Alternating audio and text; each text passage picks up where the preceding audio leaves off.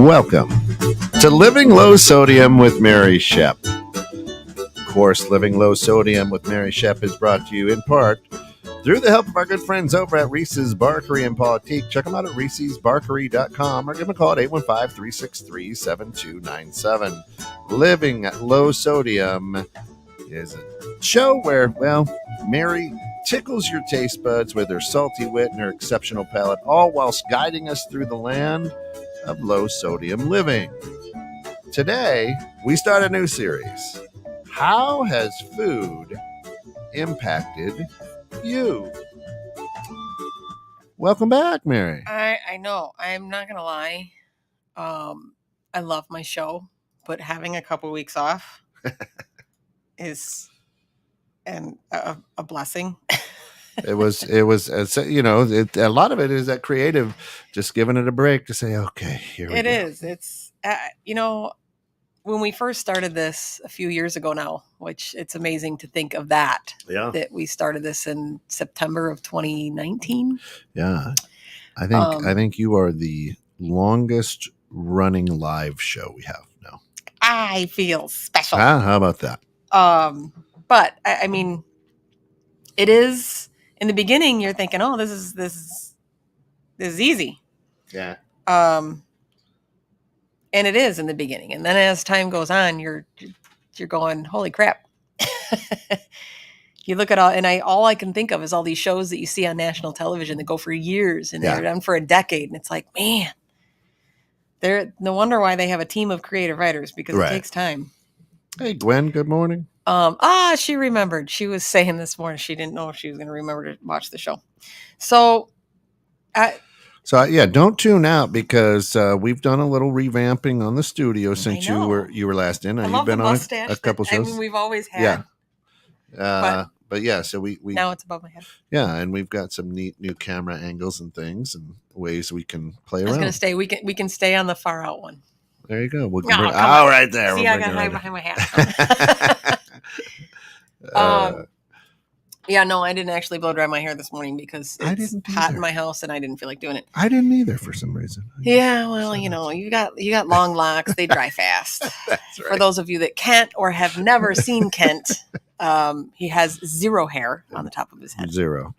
So how has food impacted you? And if you follow the show at all, you know that I've used food to change my prognosis. Yes. I should say alter my prognosis. Yes. Because my prognosis is still not known. Manage prognosis? Right, maybe. Yeah. That might, but it's not what it started to be. I was diagnosed with decompensated cirrhosis in 2015. My prognosis was to closely monitor me, and through medication, and survive the first year. So after that, it was to reevaluate and most likely be on a liver transplant list for year 2. So the decompensated versus compensated cirrhosis is, decompensated means you have severe symptoms and multiple symptoms. So I had ascites, I had edema, I had other issues with other organs, my spleen, my gallbladder, my liver, my kidneys. I had multiple organs that were just not happy. And they said, we're going to start pumping you full of everything until something responds. And within the first 24 hours, my spleen, my kidneys, and gallbladder and all that other stuff seemed to be doing better. And my liver was still really pissed off. So they went, we're pretty sure that this is where it's going to go. So now we're going to drain all of the fluid and start doing some scans and some other stuff. So I know you guys can't see it, but I actually put a little chart just because it's that visual to see the reminder that year 1, if you have decompensated cirrhosis, survival rate is 61%. Compensated is the blue, which is 96%. Compensated meaning you have advanced cirrhosis, but you're not showing those symptoms. So they discovered another way. A lot of times it's discovered early, if you're lucky, because you went in for like a gallbladder or an appendicitis, or they just did an ultrasound for some reason and went, holy crap, we're looking at this, but we happen to notice that you have a big giant ball of scar tissue in your rib cage and they catch it before you have symptoms, which means you can manage it early. So the severity of my cirrhosis is often forgotten because I look in reasonably good health. The reason why I say that is not because I want pity or, the woe is me factor. It's to say that how many times do we come across people in our everyday life and you have zero idea what they're going through? None whatsoever. Same with my transverse myelitis. We call it the silently wounded, because if you painted me to look how I feel on a daily basis, you'd be shocked. And, I have a friend of mine that deals with chronic migraines, and you look at her and everyone's like, oh, you look tired today. No, I'm good. And she's walking around literally with a migraine, which I for those of you that think you've had a migraine and you've had a bad headache, trust me, you know the difference between a migraine and a headache when you've actually had one. But that's my point is you walk around, there's so many people that walk around with these issues that you just don't know. So, I kind of take it as an opportunity to tell people to kind of take a step back and try and make an effort to see other people's perspectives and maybe think that they might be going through something that you're not. So now, that being said, that means that even though I'm doing well, this is a lifelong balance for me. It's never going away. It's never going to change. Same with people who have diabetes or gout or, all these, there's so many illnesses and diseases that you have that are chronic. And too many times people start to feel better and they stop. Yeah, always.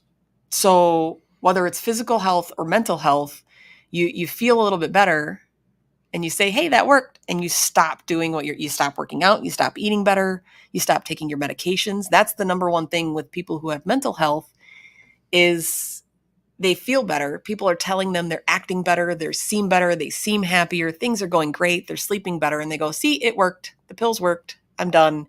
And they stop taking them.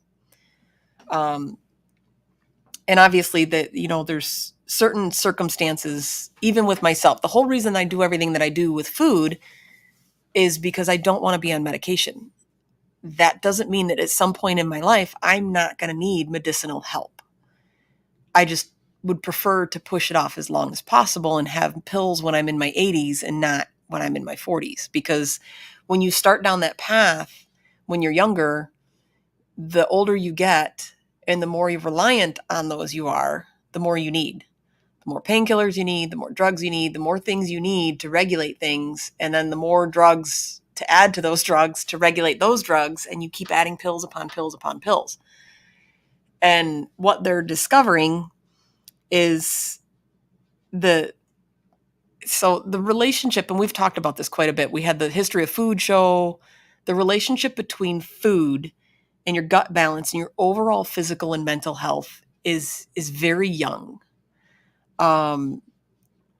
So this was one of the more difficult episodes for me because I started going down all these rabbit holes of how food, or what does food do to your body? And this is what's horrible, is the amount of vague information, misinformation, or information to placate whatever. And believe me, you can be stereotyped through an algorithm in about 1/10 of a second. Yeah. Based on the words you use to search for what you're trying to search for. And especially if you search 2 or 3 things up in a few minutes, suddenly the search engine algorithms know, and then all of a sudden Facebook and all your social platforms know what to put in front of your face, which is slightly terrifying to say the least. Mm-hmm. Have you, and this is kind of down the same avenue maybe, because of what you put in your body, have you seen an increase of people going to the farmers markets? Because I don't go to, I don't need to go to a bunch of different farmers markets. I wish I had time for that. I truly, truly do. Those that are close to me know that my time is limited. I have a very busy schedule. But the the farm group that I run, Fresh from the Farm in McHenry County, that the word back from the farmers and the rate in which that is growing and the conversations that I've had with younger generations is inspiring. That's good. It truly is. We actually, Ben and I were just discussing this the other day, that the younger generations, they really are more and more. It doesn't mean that they're necessarily making better decisions, because the world is geared towards pushing you towards the Starbucks and the Doritos and the Taco Bells and the hot dogs and whatever, and the garbage foods and even the ones that, say that they're healthy and they're not. They stamp that little heart on there that says heart healthy because it's under, 400 milligrams of sodium. Right. And there's other stipulations to be able to do that, but that still doesn't mean that it's healthy food. It's processed food, and it makes a huge difference. But I've seen, at least myself, I have seen quite a difference in people that are looking for those options, especially in the wintertime, because where we're at, we don't have year-round produce locally. So it is kind of comical, the amount of people that are looking for fresh produce from our area out of season. Because you're looking at, like, when people ask for corn in March, and you're going, well, we can get, it's from, like, Georgia or wherever, in Georgia, California, someplace else. Well, no, I only want to buy local. So it's March in Northern Illinois. Right. You're not getting corn. You're not getting green peppers. How come you don't have any like our winter farmers market? The amount of time people come in and go, how come there's no produce? It's January. Like, what do you want from us? Strawberries should not be the size of my microphone in January. So, we have seen quite and our farmers too. They really have seen this uptick in business. It's quite warming. And I know this show, looking at the notes and whatnot, is looking at the health aspect, but that's a way that food is impacting people as well. We've got food shortages. We've got, it is. There are food deserts out there, which we didn't think existed ever. And I was listening to a different podcast, just doing some research and stuff. And there are more and more backyard gardeners now, more than there has been probably in the past 20 to 30 years, they say. There is. And I wish there was more. And even myself, my husband and I, we grow tomatoes and zucchini on our deck. Normally I would also grow a few other things, but we haven't had the time to put in a garden. Plus we've been trying to strategically plan, because there's not a spot in our yard that gets a significant amount of sunshine. So it's kind of problematic for us. But it's truly amazing how much food affects the human body. And the nutrients in food give our body the ability to function normally. So they're literally, food is literally the instruction for our cells to properly function. So when you put the right things in, your cells do what they're supposed to do. Yeah. And that's why I always find it funny. And I get you can actually detox. And I know that I detox, but your body is built with a detox system. That is what your liver and your kidneys and your gallbladder and your spleen, that's what your gut is that detox. So what people call a detox is just eating healthy for a short period of time to allow their body to get rid of the garbage, which to me is hysterical, because if you consume the right stuff, your body will naturally get rid of the garbage all on its own. Right. And we were just talking about this a minute ago, that the irony of this is apparently my body decided to go full in on this series. And I have, for the past week, been in a flare-up, which, I've been through before. But that being said means that I am wholeheartedly having to be back on my strict diet until I figure out exactly what's going on, because of the fact that I am so much more susceptible to the fluctuations in my diet. Because with your natural age progression, you go through hormonal changes. Yes. Everybody hates it. You hit 40, you gain a couple pounds. You hit 45, you gain a couple Not just more. women. This is No. everybody. And like the dad bod. Yeah. That made me laugh because I have a picture of Joe Turner in his dad bod glory doing a cannonball into a swimming pool. It was not in his defense, he's like the skinniest man on the face of the planet. But it just is one of those times where it was the most unflattering photo because he's literally like mid cannonball, like tucking. It was just not. So it wasn't his photo, but it was hilarious. But everybody has that.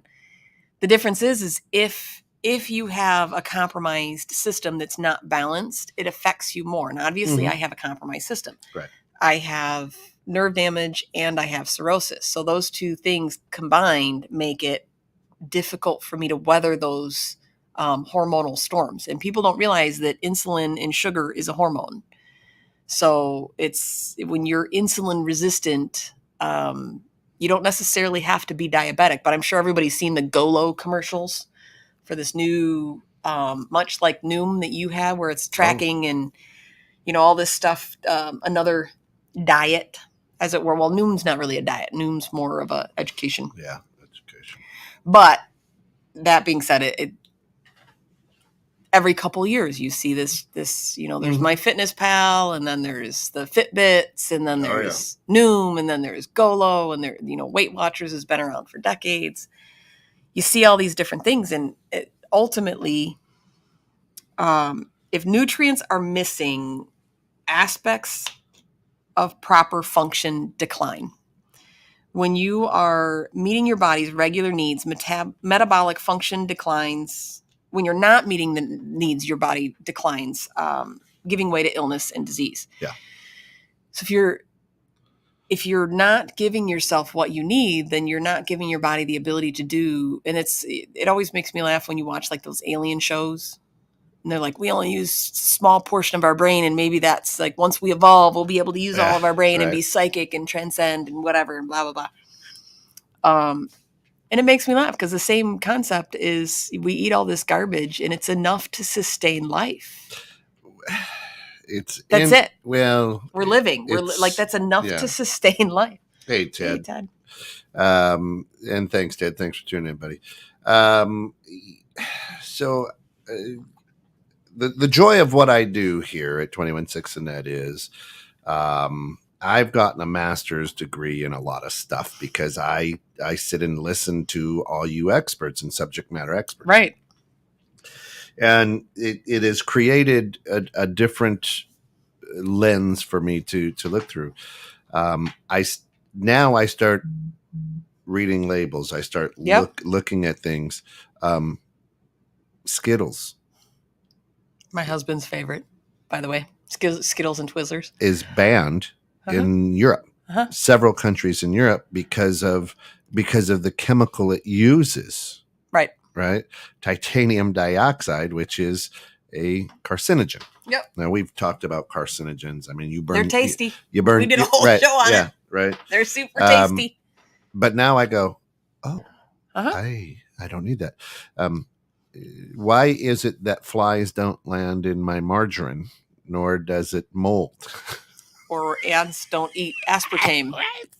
It's the sugar. It's put in everything, aspartame. And it's funny because I've suffered from so many things all my life. Gut issues, migraines, headaches, all these things all my life. And it wasn't until now that, it was probably a year or so, maybe two after my diagnosis with my liver. And I ate an Altoid. Yeah. It's a mint. It's a breath mint. Mm-hmm. Like one little tiny Altoid. Got a migraine. Didn't put the two and two together. Didn't even think about it. Days go by, whatever, a couple weeks later, like, I forgot. Altoid's in my car. Grab an Altoid before I walk into a meeting. Within 20 minutes, had a headache. Like, what the? And the same with I would have never thought of these things until I had to watch my diet so closely because of my liver. Yeah. And realizing how much things affect me. And when I don't talk, I'm in pain all the time. It doesn't go away. Yeah. I don't talk about it. I mention it from time to time. And yesterday we did I'm in the Rotary, and we have our tent at the McHenry County Fair. Yeah, you're at the fair. Yeah. It is no secret that I love food. None. You got a funnel cake, didn't you? I didn't. Oh. So this is my point. Deep fried Oreo. Oh my gosh. See, this is what was so wrong. And I was a big baby about it yesterday. Joe was there with me. He's also on the Rotary with me. Yeah. And he's like, yeah, I'm going to run over and get this. You want it? No, I'm good. You don't, do you want anything? What do you want? Like, there's something here that, like, you can't tell me that you're going to, I'm the food queen. And he knows firsthand how, like, we spent 4 days together on a business trip. He knows firsthand how much I can eat. And I tend to eat half of what he doesn't finish. Yeah, no. I said, no, unfortunately, I gotta stick to my thing right now. And it's hard. I'm not saying by any means it's easy, but most things in life are not easy. And when you're standing there for 4 hours in a tent, in the heat, at a fairground, next to a funnel cake, it's a full-blown carnival. Yeah. Like the traveling Skinner's Carnival where it's got... So I'm thinking I literally have snack bars in my purse in case I get hungry. Pickles on a stick. Oh. Fried pickles, all of it. And I happen to see a truck, one of the booths behind us, and I see these stacks of crates of potatoes. And I got so excited. Joe's like, what? And I said, there's something here I could eat. What are you talking about? That's their gimmick, is fresh cut fries. And I'm sold. Yeah. It's something that I can consume. Even the kid literally was so confused when I told him that I don't want any salt on them. So I got the little French fry bucket, and on the bottom of it says no salt. So I kept the bucket, which was pretty cute. But even when, they pay for the thing and I go down to pick up my fries, and the guy that hands me the fries, he says, what do you want on them? No, I'm just the fries. And he's looking at me all confused, like, what? Like, no chili, no cheese, no, like, we have that's our thing. We do fries with stuff on it. And you like, no, I just want my bucket of fries. It's like 2 potatoes worth of fries. But when I'm in the middle of a flare up, like, to find something that I can consume that is not a fruit or a vegetable is complicated. And it reminds me very quickly, and I do have to take a lot of time mentally to remind myself of all of the things that I have to be thankful for. Yeah.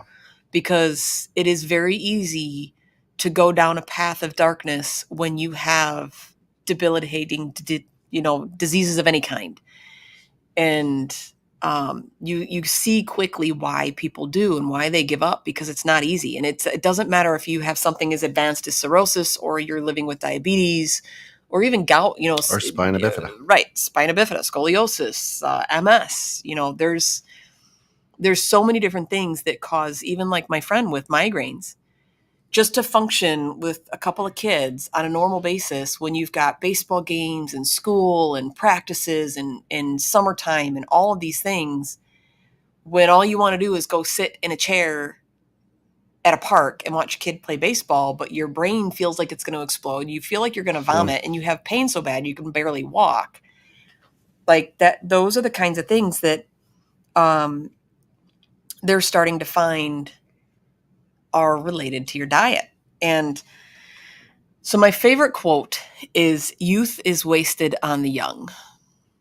And for a long time I would hear it and I never realized, like, I never bothered to think what it meant. And then it clicked in my brain that youth is wasted on the young. Now when I see like a toddler running around, crawling on the ground, I literally cringe because that is painful. Yeah. Could you imagine right now just crawling on your hands and knees across the carpet? No. Like your wrists would hurt, your knees would hurt, your skin's gonna hurt. Like, right. Yeah. You got to like roll over on your back and baby crab get up. Oh, Like, listen, I've got flip flops on today. right. But I knew that we've got a busy day and there's not going to be a lot of movement. But if I were to walk, Alice is grocery shopping right now. Tonight, I wouldn't be able to stand up because my ankles would hurt so bad because there's just no support in flip flops. Right? Correct. And it's funny, I have that exact problem because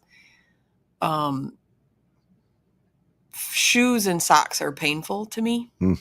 So I wear flip flops all the time. And if I'm on my feet for long periods of time, that's the same problem. Is my feet hurt so unbelievably bad, but that's because I suffer through that. When I get off my feet and your feet throb, and you don't realize how bad they hurt until you're not on your feet anymore. For that same reason, but the reason I say that youth is wasted on the young is when we're younger. When we are exposed to people who make good decisions and impart good decisions upon us, we tend to not listen. And in a world where bad decisions are everywhere, and I'm not talking, I mean, yes, there's murder and mayhem and all this other stuff, but I'm talking, you walk into a grocery store and you're assaulted by sodas and chips and candies and all of the things that you shouldn't eat, but are cheap to make and cost a lot of money, and they make money and they're profitable. It's the world we live in. So we're exposed to those things at a very young age, and when you make those decisions and you affect your body when you're younger, it makes it more difficult when you're older to recover because that damage is already done. But at the same aspect of that, the medical knowledge behind a lot of this wasn't there. So if we're just now starting to make the connection and connect all of those dots between our gut health and our overall physical and mental health, and that the connections they're making between our gut and our neurological health, you're going to break your phone. You're just going to leave it at this point. Yeah, we'll just leave it be. But the connections they're making between our gut health and our neurological health is astounding. And you would never think that what's in your gut is going to affect things like dementia or Alzheimer's, or me with my neurological issues with the hole in my spine. And those things have been showing more and more often that they're directly related. But when I was a kid, you are what you eat. So if I've been eating garbage, which, well, I have, a lot have. And most people do. Right. And, you know, it's a fine line, and it's hard for me because in my brain, you see these things that, you know, you're not a bad parent if you're feeding your kids this, that, or the other. It's just good that you're getting food in their belly. And it's, you know, your kid didn't know what Starbucks or cheese fries or any of that stuff was until you exposed it to them. So, I mean, I get it. And I'm not saying that because I know a lot of people that's what they feed their kids, and they, you know, well, my kid's a picky eater. Well,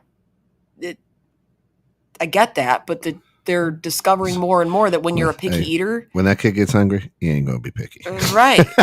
And that's why you see when you talk about older generations, you're like, we didn't have picky eaters, we didn't have this problem because you were lucky to get food.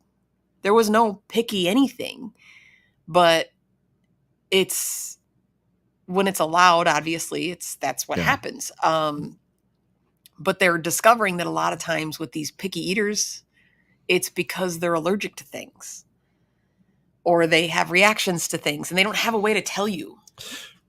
When you're 2 years old, you can't be like, hey, this makes me sick. You just throw a tantrum. I was yesterday for dinner, I had some sloppy Joe, right? It's one of my favorites. Yeah. Well, so I had some sloppy Joe with some homemade sloppy Joes or some manwiches. Alice made it, so probably manwich. I don't know. Still tasty. I don't know. It's not good for you, but I don't care. It's still tasty. I'm a manwich girl. I mean, I make them myself now. Yeah. But I love manwiches. And I had some corn, some just tortilla chips, so plain, not like Doritos or anything. Right. And then I had some Meyer chicken nuggets. Right? See that? I mean, I haven't eaten that in so long, but it still sounds amazing. Right. But as I'm sitting there, at some point, my nose starts to run. Mm-hmm. So I go, I don't have a cold. You eating hot sauce? Was not eating hot sauce or any of Little Bird's Spices or anything? stuff, right? And I'm like, well, that's it. So I Google that, and that is an allergic reaction to something. Yep. One of those three things that I was eating. Like walking through a hayfield and your nose runs. Yeah. So now I've got to reverse engineer this and go, okay, let's just have just the sloppy Joe. Let's have just and I got to see which one it is, because obviously something in there my body didn't like. Right. And then I've got to read the package and go, okay, there's something in here that I need to stay away from. So my body telling me. And that, I mean, across the board, and that's why so many doctors do elimination diets for that reason. Yeah. And that's what I did is eliminate. In the beginning, literally eliminated everything. And I lived on potatoes and peas and plain chicken. Actually, I didn't introduce chicken until about 3 weeks. I had potatoes and peas and water for about 3 weeks after my liver failed. Yeah. And so it's the thing is, it's not easy. It's never easy. And I completely understand people's frustrations when they give up so easily. But at the same time, your choice is going to dictate your outcome. Yeah. And if I want to choose to have a woe is me pity party and sit on the couch and do nothing and have my ice cream, I'm going to continue to feel worse. I'm going to continue to decline. I'm going to end up back in the hospital, and the last bit of my liver will fail. So it doesn't mean that I can't have things, but a combination of things made the perfect storm, the same as it did when my liver failed. So I don't drink, I don't smoke, and I don't do any of that now. But you combine a natural progression of weight gain because I'm over 40, and that happens. And I have a hard time controlling my water weight now that I have a nerve issue. So you take that and combine it with straying very far from my diet. I still eat what I'm supposed to eat, but it was a quantity. I eat too much. I love food and I don't care. I will eat 6, 7, 8 million servings of food, and serving sizes just don't exist in my world. They don't. So anybody that's around me finds it amusing. I find it very tasty. My liver, however, does not like large portions. I use the LG portion. Looks good. Mm-hmm. Yep, that looks like a serving. That looks good. Not good enough. Gonna have another one. That's right. So unfortunately, when you have, that's, if you've ever heard of foie gras, which is duck liver. Yeah. Banned in many places because it's abusive to ducks to make, because they literally shove so much grain down their throat and then they tie a ribbon around their neck so that they can't puke it back up, so that they're forced to eat it and digest it, which when you eat too many calories and too high of fat, it causes fatty liver disease. And that is what foie gras is a duck liver that is to the point of fatty liver just before it turns into cirrhosis and kills it. And then they take that beautiful fatty liver out and they fry it up and serve it to you. So that's why it's illegal in most places, because of the fact that it is borderline torturous to these ducks to make it. But that's what happens. So if I eat too large of portions or too much fat or foods that are higher in fat, I run that risk of damaging the bit of my liver that's still healthy. So when you talk about food impacting your life, it has directly impacted my life. And in this series, I'm going to have a few other people who've been on the similar paths where food has significantly impacted their lives through similar ways. But the silver lining that I have is that I have the ability to, I already know the path that I need to be on, so I can adjust quickly when these things happen. So when it comes to your health, I'm super excited to see where the technology and the research goes in the coming years, because many researchers now believe that health problems are partly related to diet. While they used to believe that diseases such as type 2 diabetes, obesity, heart disease, stroke, and certain cancers were caused by a single gene mutation, they are now generally attributing these conditions to a network of biological dysfunction. The food we eat is an important factor in that, in part because our diets lack the necessary balance of nutrients. So when you balance what you eat, and I've said that until I'm purple. I've said that since the beginning of the show, that it's not about, I mean, it is always about what you eat, but it's about the balance of the nutrients that you consume to give yourself the best chance for your body to do what it's supposed to do. What people don't realize, and it's very rarely mentioned, if ever, is that 70% of your immune system is located in your GI tract. So the key to your health is literally in your gut, which kind of boggles my mind because medical world has known about that for quite some time. Yeah. Yet they're only just now starting to research how your gut biome affects your overall health. Well, the thing is, we in America, I can't speak for other parts of the world, so Americans really said, hey, it needs to last on the shelf longer. Correct. What can we put in this to make it last? What can we take out of it to make it Perhaps, last longer? yeah. Like breads, you take the wheat germ and the oil out of it, which is the good bits. Right. And it'll suddenly last. It's shelf stable. And then all of a sudden we've got, I'm gluten. Right. I'm this, I'm that. And I think back, Alice and I were talking the other day, and I think back to going, man, I mean, I hated this time of year. Right. Because our house smelled like tomatoes. My mom was canning tomatoes, canning green beans. You know, we were out in the garden picking, and I hated it. But at the same time, I appreciate it now because, man, it was good. Right. Number one. And number two, we never had to buy spaghetti sauce. I mean, we had it, so for whatever reason, whether it's you follow the money or whatnot, we said, don't care so much about health anymore. Correct. But we've got to keep it on the shelf longer.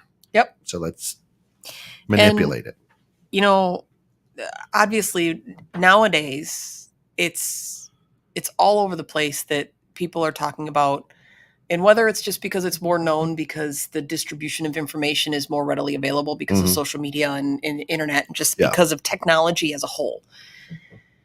But the cases of autism and ADD and hyperthyroidism and obesity and all of these different things from a very, very young age.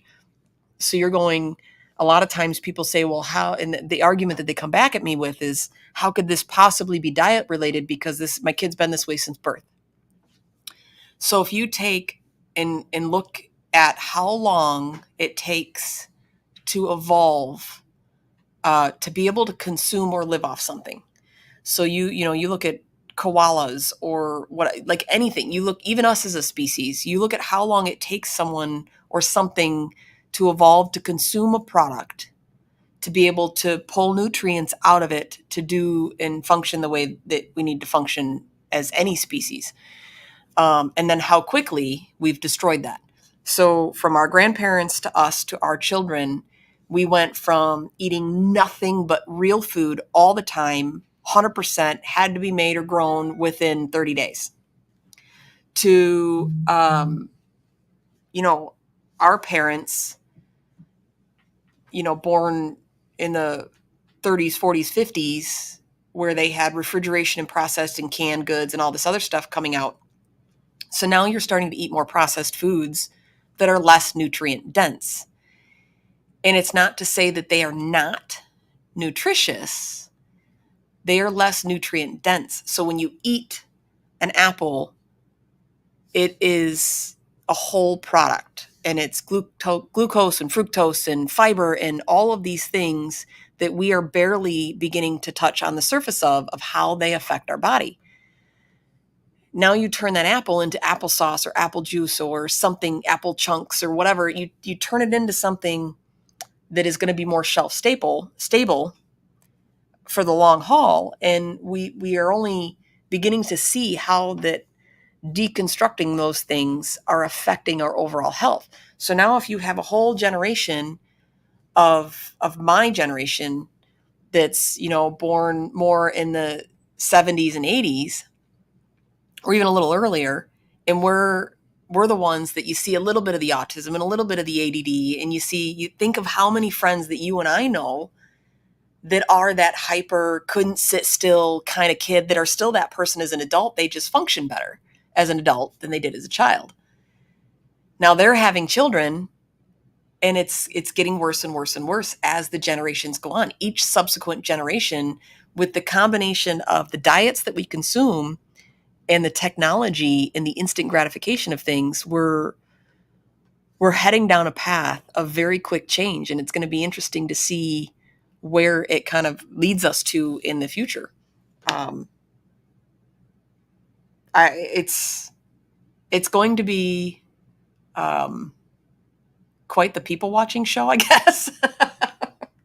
Yeah, absolutely. To see what the next, if the generations that we have now are these high energy kids that are living off processed foods and sugars, and that combined with the technology that they can see everything in this second, in this instant, which exacerbates that high energy. So and then they're going to have children. So Ashley, my oldest daughter, just got back from 2 weeks in Greece. Mm-hmm.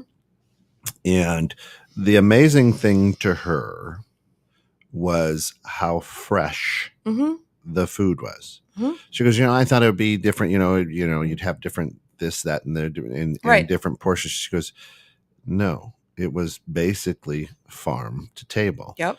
And the taste was amazing, and it was just fresh. And she goes, that's all I can say is that it was fresh. Right. There's just that is the taste that she said. And she said, it's interesting. You get up and at 9 a.m. and for 3 hours you're drinking coffee till noon, and and then dinner is from 9 p.m. to midnight. Mm-hmm. They literally eat for 3 hours. She said, and so that is different. But she goes, everything was fresh. Yeah. Right now, right here. The amount of people that don't know what fresh tastes like mm-hmm. is mind-boggling. And when you say that you eat fresh produce and you eat fresh food that you get at the grocery store, you're not eating fresh anything. Anything that comes out of a grocery store, even better grocery stores, is weeks, if not months old. And it's picked apart and picked through, so it looks nice on the Correct. shelf. I think the fact that we have a whole entire industry that is for ugly foods, yes, speaks volumes. But that was the joy, picking the carrots out of the garden. It was like, oh my gosh, this one's got 2 legs. Or, you had fun with it. But now they have to be certain circumference and inches, and the greens have to look right. Right. And they can't be wilted at all. They can't, they wash them because heaven forbid there's a speck of dirt when it literally came out of the ground. Right. Same with mushrooms, like they grow them hydroponically and all this other stuff with lettuces and everything else because, you want to see the clean, pristine roots because it was grown in water versus in the dirt. Yeah. Because nobody wants to see any of these things. That's not what I want to see when I'm enjoying mushrooms. Never mind. Right. And that has an impact on the body. So instead of viewing food as an enemy, I think we need to view it as the key to optimal balance and focusing on foods to include for proper balance and stop focusing on foods to exclude. We always focus on what we can't have. I can't have ice cream. I can't have pickles. I can't have potato chips. I can't have whatever. Versus focusing on the things that we need to include for optimal health. Truth be told, if you're adding things to your diet that you're supposed to have, you're less hungry and you eat fewer of the things that you shouldn't have. Mm-hmm. So when, like now, with me having to pay close attention to my diet, my breakfast is almost always yogurt with some kind of fruits. Yeah. Right now I'm doing 2 fruits. So it's a huge breakfast. That is a big breakfast. A serving of yogurt, which is about 150 grams, which is like 3 heaping tablespoons. Mhm. So it's almost a cup of yogurt.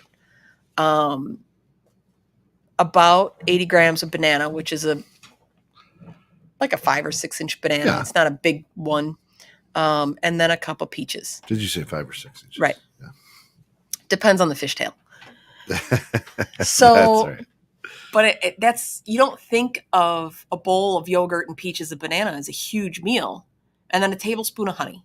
So I allow myself sugar if it's honey. The only other sugar that I cheat on, and even now I'm still technically not sticking to my liver diet, because I use creamer in my coffee.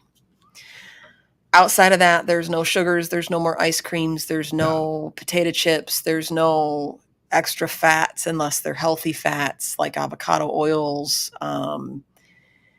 My dinner last night was 2 eggs and broccoli and a serving of cheddar cheese. Sounds delicious. It actually was pretty delicious. You look at it and you're going, that sounds like a horrible dinner. Oh, that sounds delicious, actually. Some fresh cracked pepper. Now, did you scramble? How did you? So I nuked the whole thing.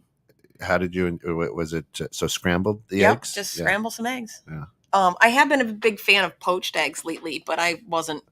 Last night, my side hurt just a little bit too bad. After spending all day at the fair, I understand. I mean, it was only like 4 hours, but I did work all day before that 4 hours. Yeah. So, and I've already done 3 events this week, so it's my fair share of events. But it was surprisingly tasty, and it's amazing how quickly I go from extreme discomfort and pain and can literally feel my liver swollen in my abdomen from the outside. Yeah. And just a few days of strictly sticking to my diet is what makes a huge difference in a very short period of time. And even when I first got diagnosed with cirrhosis, my doctor said the same thing. He flat out, after 6 months, he's like, "You don't make sense." And I quote. Yeah. He's been doing it for 40 years. And he's like, "You just don't make sense. You don't make sense." Thank you. Right. I was like, I don't, and I remember telling him, like, I don't know what that means. I don't know. Right. I don't understand that. What do you mean I don't make sense? Like, is something else wrong? Is there something? And he says, "No, you just don't make sense. You shouldn't be doing as good as you're doing where you're at right now, 6 months after this kind of diagnosis." That's awesome. And that's what I said. I'm like, so I'm good. Bring it on. Like, woohoo. Well, no, you're not. You're not good, but you're better than the vast majority of my patients. So that's where the biggest part that was so depressing about that at that time was the fact that the knowledge wasn't readily available on how I got to where I was. Yeah. There was no doctors telling me to do what I did. There was no nurses. There was no dietitians. And even to this day, the amount of people that disagree with my practices on how I've gotten healthy, and that's fine. You want to disagree. Go ahead. But I have to consume a lot of protein. So when people tell me that I should be vegetarian because of my liver, I'm not going to take supplements. And in order to do that, I need to eat animal proteins. Mm-hmm. I mean, I could eat it on vegetables, but I'd be eating a lot of vegetables. And the problem with eating a lot of vegetables is you get a lot of vitamin A and K and iron and potassium, and you get too many of those things, and they start causing problems of their own. So an easier way to get protein is purely by eating a serving size of lean protein. So it's funny when you dig through all of these charts, and if you look at what you're supposed to consume, and everybody remembers, at least any of us born in my era, with the food pyramid. Yeah. I eat very little dairy. Me too. I love ice cream. I don't count that as what I'm supposed to be eating. I count that as I'm human and fallible and weak, and I love ice cream. Which one do you go with? I mean, what's your go-to? I honestly am a huge fan of frozen custard, but it's got to be like the Culver's custard and stuff like that. That's soft packaged and sent is good, but you can taste that it's fake. Yeah. Places like Julianne's that everybody knows that I love in Crystal Lake here locally, where they make their custards, are my favorite go-to. But I love the simple ice creams, the butter pecans, the vanilla with a little bit of, fruit or something on it. I'm a purist in that way, but if you put ice cream in front of me, it doesn't matter what it is, I will probably eat it. Yeah. So I'm a caramel guy. Anything with caramel. Same, but most of them are salted caramels, and I go hard on that. Yeah, I can't have the salt and the sugar content in one dish. Yeah. It's too much for me. We had a friend who worked at Dairy Queen, and so we called it the caramel explosion. And she would put so much caramel and caramel bits and pieces and things like that in it because she knew it was, that's all we would say. And if I went to any other DQ, I'm like, caramel explosion. They're like, what? Yeah, what are you talking about? I thought I was that special. I worked at Baskin Robbins for a time making cakes, and that was a good summer. So you look at all these things, and you see all these different variations of food pyramid type things or a healthy plate type things. All I can say is what has worked for me with having being diagnosed with decompensated cirrhosis, and I have turned it into compensated cirrhosis, which compensated cirrhosis is just asymptomatic, meaning you walk into a doctor and you have no visible symptoms of cirrhosis. You wouldn't know that you had cirrhosis until they actually do an MRI or an ultrasound. Even your blood work, like my blood work now looks normal. You're not jaundiced. My bilirubin, which is pretty much shit in your blood, my bilirubin is a little high, but nothing that anybody would go, eh. I thought it was just a tan. Yeah, right. And my sodium, surprisingly, my blood sodium is really low. But I can't just drink some pickle juice and make it higher. It's not quite how sodium works. It's a little bit more complicated than that. So all I can say is what has worked for me to maintain the balance that I have and helped me not be on any medications. And I don't know anybody else that has cirrhosis that isn't on medication. I've been told many times that I must have been misdiagnosed because there's no way I have advanced cirrhosis and I'm not on medication. And it is not common for people to go from decompensated to compensated. It's usually the other way around. If you're eating well, you shouldn't get the 2:30 naps. Is that fair to say, or should you? For somebody who is healthy or isn't dealing with a chronic illness, you shouldn't. Because if you're balanced, so when I start to get lethargic, and I'm chronically lethargic mostly because of my spinal issue. My liver I do dip faster into those lethargic spells because of my liver, because it doesn't process things the same.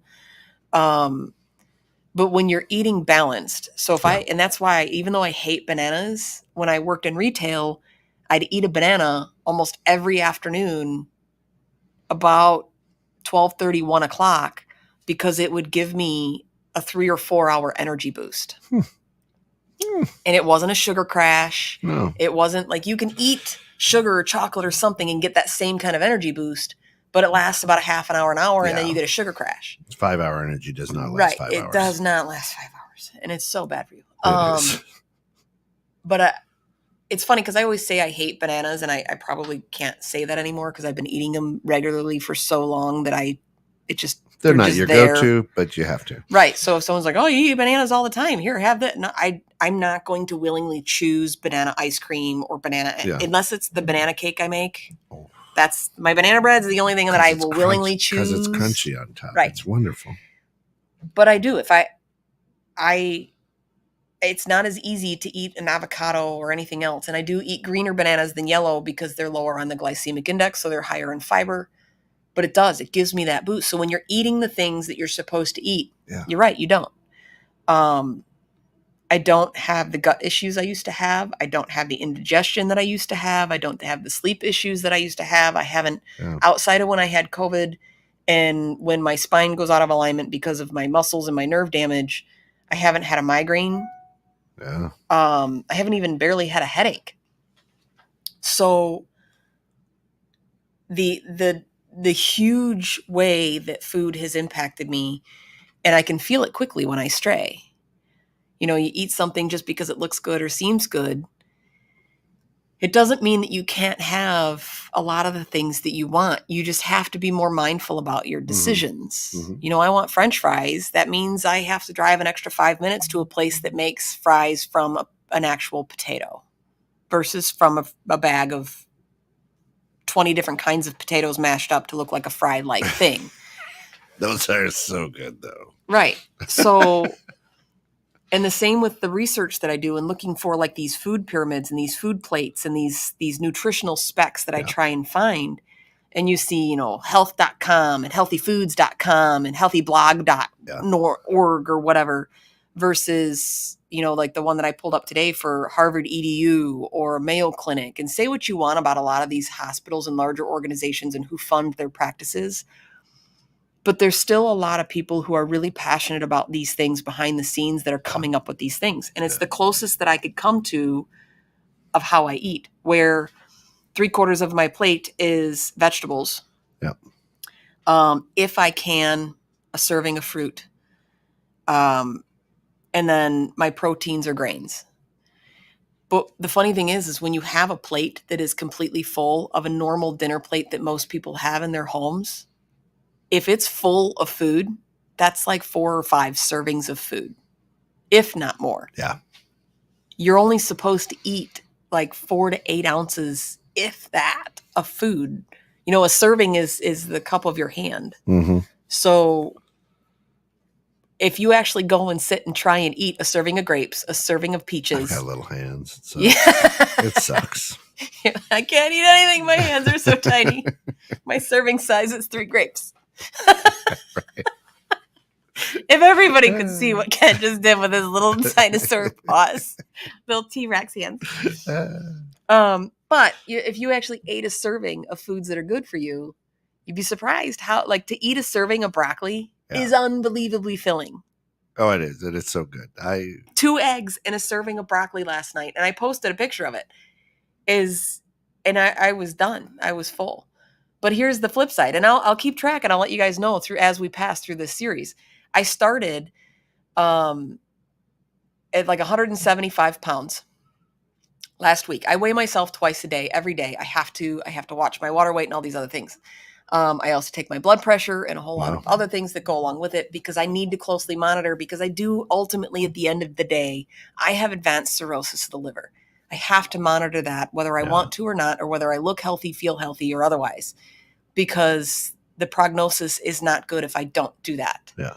And it's only marginally better when I do that. But I'm going to let you know how it progresses, because I've already lost 5 pounds in 5 days. Not because I'm exercising or doing anything else. And I do move because I have to, but I wouldn't call it exercising. I'm not going to a gym lifting weights. I have a medicine ball. I have a yoga ball. I have to do certain stretches and stuff just to keep my blood flowing and my nerves healthy.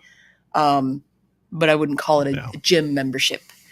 But I'll let you know that, and I forgot we were saying that beforehand. I forgot how hard it was for me to gain weight after my liver failed to build muscle back on.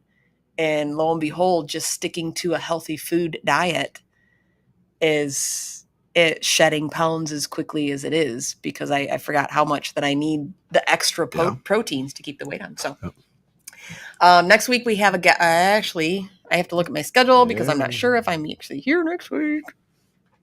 So we have to skip next week because unfortunately I have a prior obligation.